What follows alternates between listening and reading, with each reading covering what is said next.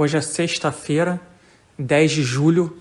Quem fala é Dan Cava, responsável pela área de gestão da TAG Investimentos, e esse é mais um podcast semanal.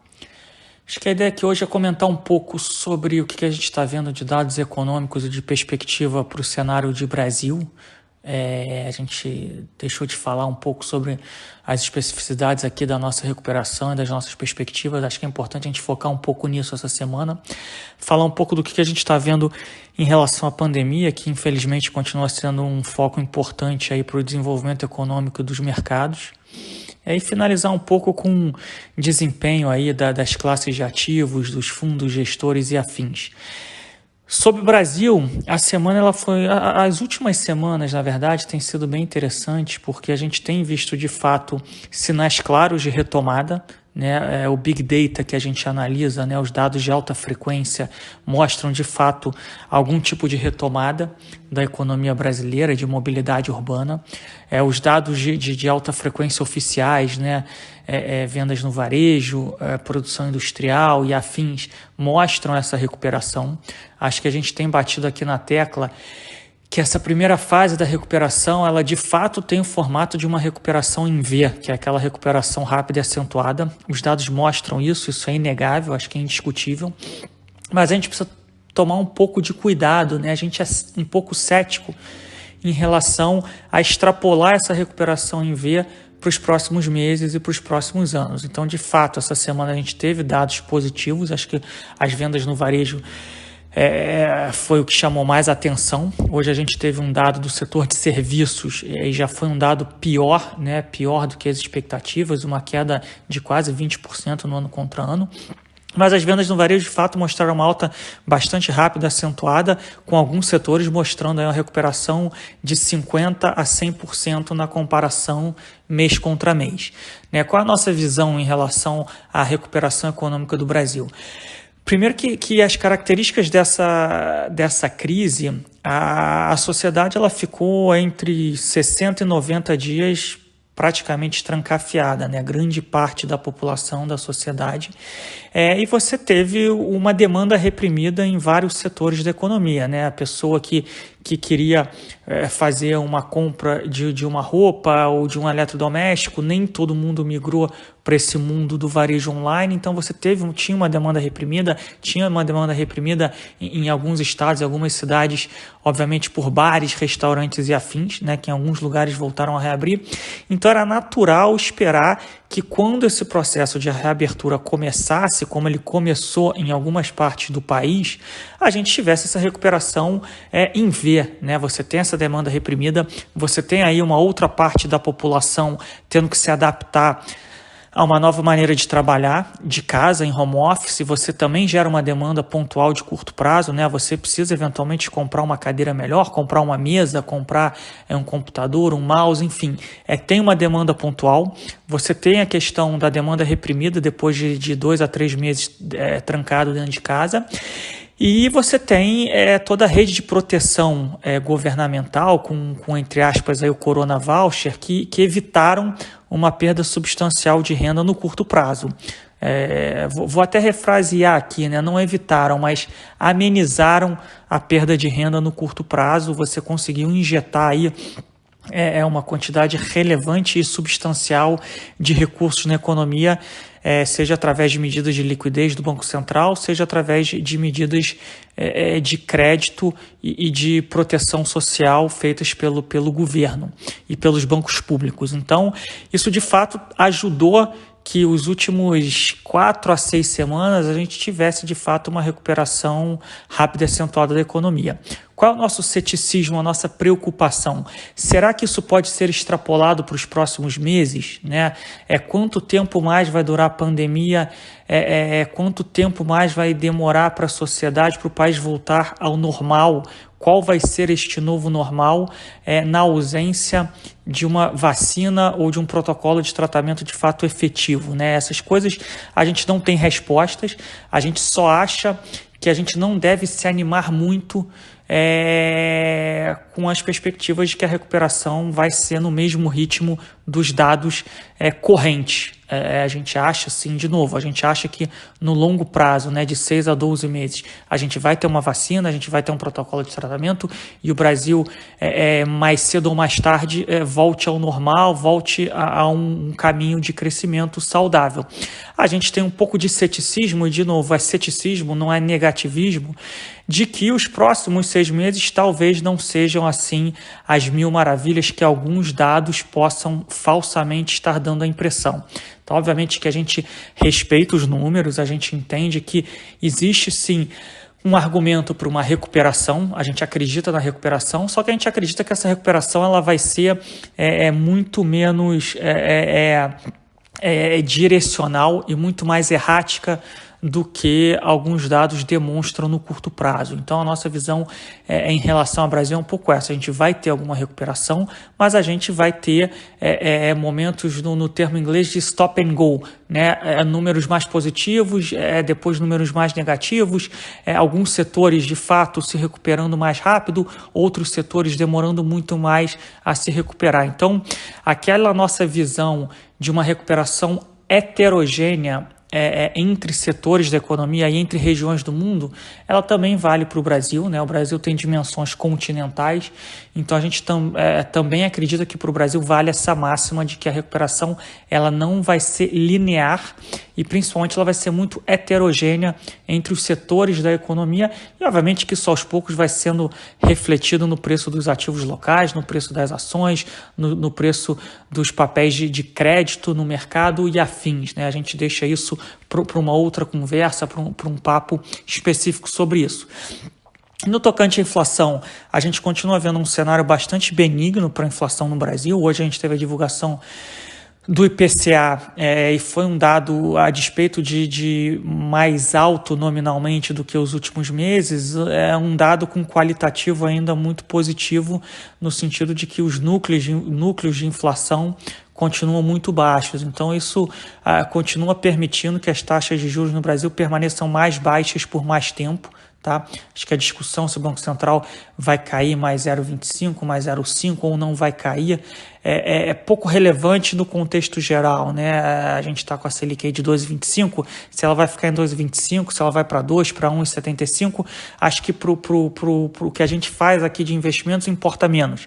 Obviamente que importa para os fundos multimercados, os fundos de renda fixa que operam muito política monetária, sempre precisam tentar entender o que está precificado na curva de juros vis-à-vis o que o Banco Central vai fazer, mas para o nosso ambiente aqui de investimentos, macroalocação e seleção de gestores, a gente prefere deixar isso para a seleção de gestores que a gente faz. Os gestores ativos, a gente continua muito confiante que eles vão continuar fazendo um bom trabalho nesse jogo aí de política monetária. Então, é um cenário para o Brasil que continua, de certa forma, cauteloso, né? Parece que a gente deixou para trás o pior da crise, mas não dá para dizer ainda que a gente saiu totalmente da crise. Acho que eu posso resumir isso aqui fazendo uma analogia que o Brasil venceu uma ou algumas batalhas, mas ainda não venceu a guerra, né? A guerra continua. E a gente vai ter ainda alguns meses para superar e novas batalhas para vencer. Mas acho que um pouco o resumo da história do que a gente está vendo de Brasil aqui em termos de crescimento, inflação e política monetária. Tá? Entrando no cenário internacional, acho que a pandemia continua sendo o principal evento a ser monitorado. Obviamente que cada país e região está mostrando um estilo e um formato de recuperação diferente. Acho que o mesmo comentário aqui da heterogeneidade que vai ter na recuperação vale para o resto do mundo, entre setores, entre países, entre regiões. Mas a pandemia também vencemos algumas batalhas, mas ainda não vencemos a guerra. Acho que o país que está mais no foco do mercado aí continua sendo os Estados Unidos. A gente continua vendo alguns estados e algumas cidades americanas com um número alto de novos casos todo dia. A gente começou a ver um aumento nesses estados e nessas cidades do número de fatalidades e um aumento na utilização de leitos de UTI e de internações.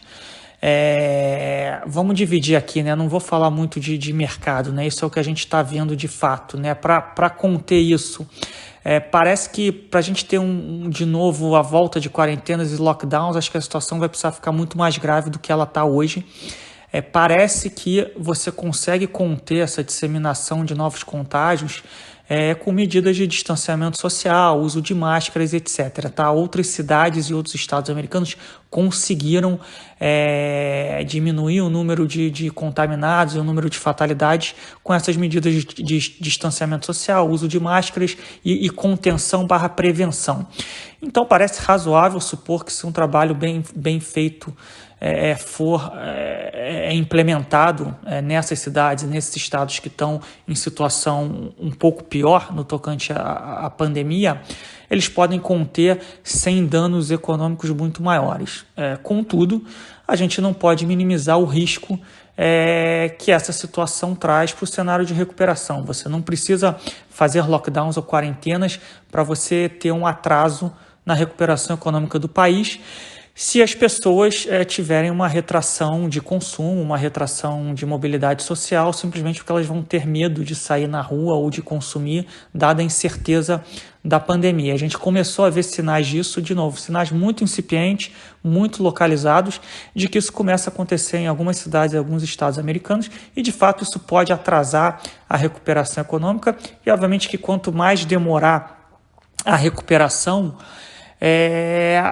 mais difícil fica você se recuperar e mais cicatrizes você tem para conseguir endereçar ao longo do tempo. Então isso preocupa um pouco, porque de fato algumas localidades americanas estão em situação que começam a parecer complicadas. De novo, aqui não é nem um cenário de muito otimismo, nem um cenário de muito pessimismo, né?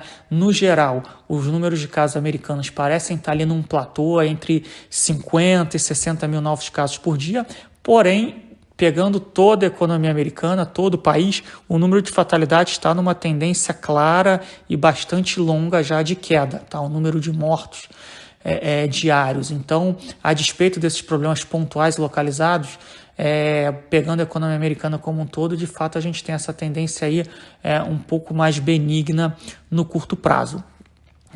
Então a pandemia ainda temos muito mais dúvidas do que certezas. Enquanto a gente não tiver de fato uma vacina, né? No tocante à vacina, a gente teve alguns avanços positivos. De novo, não somos médicos, a gente é simplesmente passageiro das notícias. O que a gente lê, o que a gente escuta e o que a gente estuda, o pouco que a gente entende, é que de fato a gente tem alguns avanços em algumas das vacinas. Num cenário muito otimista, a gente teria uma vacina no final do ano, ali novembro e dezembro. De novo, num cenário bastante otimista, tá? A gente conseguiria ter uma vacina, pelo que a gente tem lido de especialistas no assunto.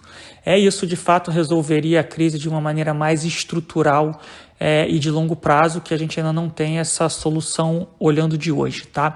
Então, o cenário é um pouco esse. A gente está no meio de um processo de recuperação, batalhas foram vencidas, a guerra ainda não acabou, e é por isso que, fazendo o link aqui para portfólios e alocações, a gente continua com um portfólio balanceado, né? Estruturalmente a gente continua alocado em bolsa no Brasil, em renda variável. A gente aproveitou ali o mês de março e abril para alocar alguma coisa de bolsa global, a gente comentou isso ao longo das últimas semanas, a gente fez algumas alocações em crédito privado, tanto no Brasil como fora do Brasil, né? Aproveitamos ali o mês de março e abril fora do Brasil, aproveitamos o mês de abril e maio no Brasil, que foram meses piores para o mercado de crédito. A gente continua em busca de gestores mais ativos e descorrelacionados de risco Brasil e de beta de bolsas e de mercados em geral para parcela de multimercados no Brasil e para parcela de hedge funds fora do Brasil. No geral, são portfólios balanceados, né, com viés long risco, né, ou seja, long mercados, long ativos. Obviamente que nas últimas semanas a gente veio diminuindo as posições táticas, algumas posições táticas, alguns aumentos táticos em alguns ativos, principalmente em bolsas, tanto bolsa americana quanto bolsa brasileira, que a gente tinha feito via ETFs, que são ativos mais baratos e mais líquidos. A gente reduziu essas posições que a gente tinha feito no auge da crise nas últimas semanas aí, e a gente fez mais alguns movimentos nos últimos dias. A gente continua com algumas estratégias de proteção, né, seguros, via basicamente derivativos no mercado de bolsa brasileira e derivativos no mercado de câmbio no Brasil, obviamente para aqueles clientes e para aquelas estruturas e veículos que permitem esse tipo de instrumento. E a gente está com caixa um pouco mais alto, né? Um pouco naquela estratégia de barbell, né? A estratégia barbell você tem ativos de muito risco e muito retorno e ativos de quase nenhum retorno ou pouco retorno e baixíssimo risco. Então, a gente tem mantido um caixa mais alto para tentar se beneficiar de eventuais volatilidades e incertezas do mercado para fazer alocações táticas, que foi exatamente o que a gente fez no auge da crise, ali em março, abril, em maio, dependendo do mercado, da classe de ativo. Acho que vale a pena aqui fazer um último comentário em relação à performance do mercado. Tá? A gente tem visto aí, por exemplo, a Bolsa Brasileira e o Bovespa voltou para os 100 mil pontos, ou perto dos 100 mil pontos. A gente viu a Bolsa Americana S&P 500 aí operando em 3.100, 3.200 pontos, que é muito próximo do pico recente.